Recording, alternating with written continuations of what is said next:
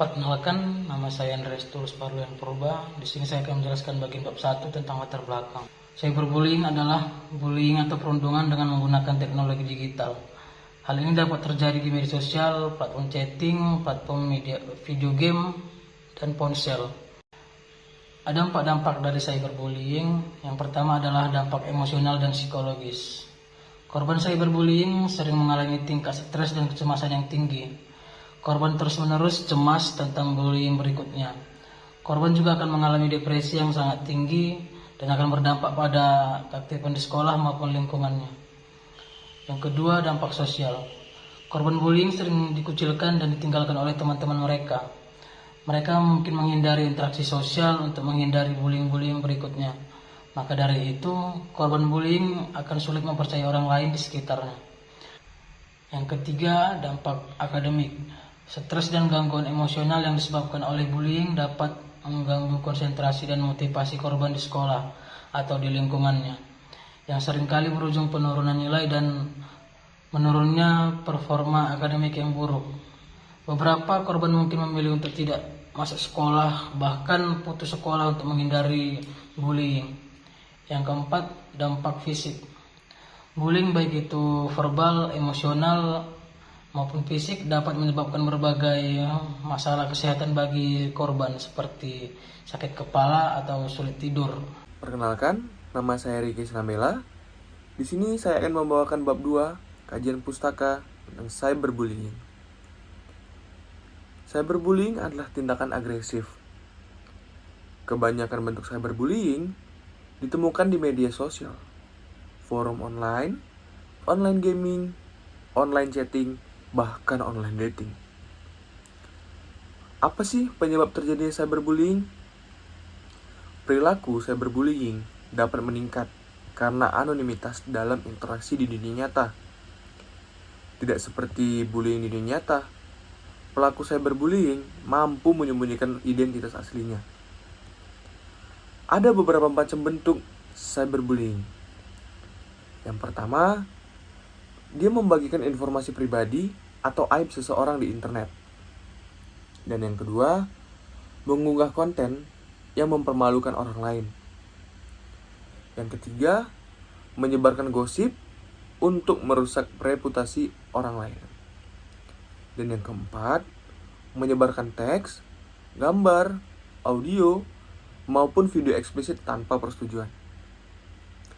Yang kelima, mengucilkan seseorang dalam pertemanan online. Dan yang terakhir, menggunakan istilah kasar, negatif, atau merendahkan untuk memanggil orang lain. Sekian dari saya, terima kasih. Kenalkan, nama saya Muhammad Rizky. Di sini saya akan menjelaskan bab 3 dan bab 4. Bab 3, metodologi penelitian. Metodologi penelitian terbagi menjadi 3, yaitu yang pertama, pendekatan kuantitatif deskriptif. Yang kedua, teknik pervasive sampling, dan yang ketiga, analisis statistik deskriptif. Oke, kita masuk ke yang pertama, pendekatan kuantitatif deskriptif. Metodologi penelitian menggunakan pendekatan kuantitatif deskriptif untuk menggambarkan fenomena cyberbullying di kalangan siswa SMA di Indonesia. Pendekatan ini bertujuan untuk memberikan gambaran yang jelas dan rinci tentang karakteristik dan persebaran cyberbullying di wilayah tersebut. Yang kedua, teknik purposive sampling. Penelitian menggunakan teknik purposive sampling dalam menentukan lokasi penelitian, jumlah sampel, dan pemilihan responden. Hal ini memungkinkan peneliti untuk secara selektif memilih wilayah-wilayah yang mewakili tingkat kekerasan tinggi di Indonesia dan mendapatkan sampel yang representatif dari populasi siswa SMA. Yang ketiga, analisis statistik deskriptif. Data yang diperoleh dari penelitian diolah menggunakan statistik deskriptif, terutama dalam bentuk persentase. Analisis ini bertujuan untuk memberikan gambaran yang lebih konkret dan mudah dipahami tentang bentuk-bentuk cyberbullying yang terjadi di sekolah menengah atas di berbagai wilayah di Indonesia. Perincian perhitungan. Nilai perolehan sama dengan skor mentah dibagi skor maksimum dikali 100. Kita masuk ke nomor yang pertama, wilayah Aceh dengan jumlah populasi 242. Yang kedua, wilayah Medan dengan jumlah populasi 242. Nomor 3, wilayah Jakarta dengan jumlah populasi 242. Nomor 4, Yogyakarta dengan jumlah populasi 242. Nomor 5, wilayah Makassar dengan jumlah populasi 242. Dan terakhir, nomor 6, wilayah Papua dengan jumlah populasi 242. Dari wilayah di atas tersebut, jumlah populasi yaitu 1452. Dengan skala presentasi yang pertama 86 lebih kecil dari NA, lebih kecil dari 100 dengan predikat hasil sangat tinggi. Yang kedua, 71 lebih kecil dari NA, lebih kecil dari 86 dengan predikat hasil tinggi.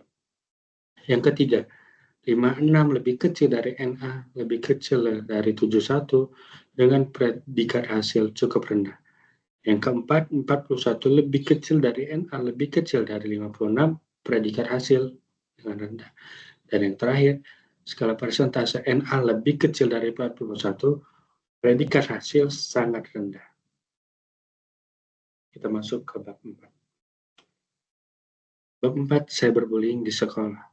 Sekolah seharusnya menjadi tempat yang aman dan inklusif bagi anak-anak untuk belajar dan tumbuh. Namun, sayangnya, terkadang terjadi perlakuan bullying di sekolah, dengan korban seringkali berasal dari anak-anak yang mungkin kurang aktif dalam lingkungan belajar tersebut. 5 poin penting. Yang pertama, ada prevalensi bullying. Data menunjukkan bahwa bullying merupakan masalah serius di Indonesia, terutama di kalangan siswa SMA. Mayoritas kasus terjadi di sekolah, 47,01%. Diikuti oleh kasus di masyarakat, 33,89%.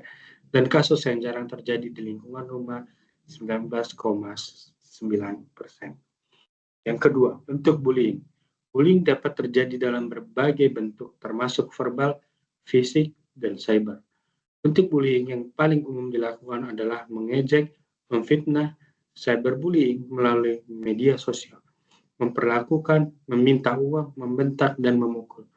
Dan yang ketiga, peningkatan cyberbullying. Fenomena cyberbullying semakin meningkat dengan berkembangnya teknologi dan penggunaan media sosial. Hal ini menunjukkan perlunya kesadaran akan risiko bullying di dunia digital. Yang keempat, perlunya intervensi. Pentingnya intervensi untuk mencegah dan menangani bullying, baik dari pihak sekolah, masyarakat, maupun keluarga. Intervensi dapat meliputi program anti-bullying, pelatih untuk konselor, pengembangan resiliensi siswa, dan peningkatan kesadaran akan masalah bullying. Yang kelima, peran sekolah dan komunitas. Sekolah memiliki peran penting dalam menciptakan lingkungan belajar yang aman dan nyaman, serta dalam memberikan pendidikan tentang kesetaraan dan penghormatan terhadap sesama. Selain itu, intervensi anti-bullying juga perlu melibatkan komunitas di sekitar sekolah. Baiklah, sekian dari presentasi saya. Bab berikutnya akan dilanjutkan oleh teman saya. Sekian, terima kasih.